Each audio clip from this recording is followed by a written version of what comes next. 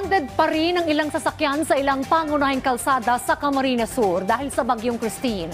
Kumuha tayo ng update sa ulat ni Rod Lagusad. Live, Rod! Dayan, dumawak pa ang inabot ng baha sa bayan ng San Fernando dito sa lalawigan ng Camarines Sur habang dumami pa ang mga stranded na pasahero dyan sa naturang bayan na yan na papunta sana sa bahagi ng Naga City at iba pang karatig lugar dito sa Bicol Region. Mas maraming bahay pa ang pinasok ng baha sa bayan ng San Fernando sa Camarines Sur. Kaya mas pahirapan ang sitwasyon para sa mga residente. Nagmistulang dagat na kasi ang bakanting lote na ito na dating palayan. Ayon sa San Fernando Municipal Disaster Risk Reduction Management Office, ang tubig sa mga karatig bayan ay napupunta sa kanila na sinabayan pa ng high tide. Dahil dito, 9 na individual sa Barangay Del Pilar ang kanilang inilikas at dinala sa evacuation center. Muna sir, meron na po kaming na-retrieve humihingi ng tulong galing din sa area yon. Ang tinanong namin sila kung may kasama pa sila. Ang sabi po sa amin, wala na daw po. Kaya po nung sumunod na araw na may nag-inform po sa amin na meron daw 5. Dahil pa rin sa baha na abot bewang, dumami pa ang mga stranded sa lugar dahil hindi makadaan sa bahagi ng Maharlika Highway. Ang ilan sa mga ito, ilang araw ng stranded at patungo sana ng Naga City o kalapit na mga lugar. Mas humaba at dumami na rin ang pila ng mga sasakyan dahil pahirapan ng makatawid tulad ng mga pampaserong bus na ang iba ay galing pang Maynila. Doon po sa bus, 2 araw kami doon. Dito, naghabal-habal kami papunta dito para magbaka sakaling makatawid. Wala din pong hindi din kami nakatawid.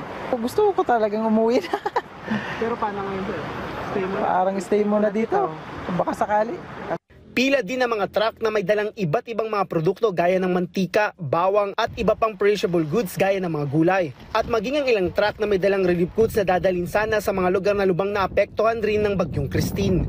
Sakay tayo ngayon ng rubber boat ng Philippine Navy. Galing tayo sa bayan ng San Fernando dito sa lalawigan ng Camarines Sur kung saan makikita na stranded yung mga pasahero patungo sa Naga City. Ngayon, sinusubukan ng mga tauhan ng Philippine Navy na makatawid dahil malakas yung current, no? Kasi marami pa ring mga residente sa kabila na gustong makatawid dito. Hamon ngayon na kung maganda ba yung sitwasyon doon sa kabilang bayan ng Milaor. Naging pahirapan ang pagtawid dahil malakas ang agos ng tubig at delikado kung matatangal dahil maaring madala sa malalim na bahagi. Kasabay pa nito ang malakas na hangin habang tumatawid sa baha. Kasi kung mahina lang yung tao, mga matatanda, mga babae, mga bata, baka matangay sila. Kasi nakita nyo yun, almost 8 knots yan ang hangin At saka yung current. Tayo nga, padpad matatanda na What about more na mga bata at saka mga tatanda? Ayon sa Philippine Navy, hintayin na lang na bumaba pa ang tubig para masiguro ang kaligtasan at gagamit na lang ng mas malalaking sasakyan para maitawid ang mga tao. Para sa bayan at saka sa mga pamilya din ng tao na gustong umuwi sa kanilang bahay. Sir, pero kailangan natin tulungan. Kasi may pamilya din sila na naghihintay sir na uuwian kung kamusta ng pamilya nila. Habang iba naman ay sumakay na lang ng bulldozer truck na ito para lang makatawid. Dayan, nananatiling nakabantay ang San Fernando MDRMO patungkol pa rin dito sa level ng tubig sa kanilang bayan at kanilang payo dito sa mga stranded na mga motorista, na mga pasahero.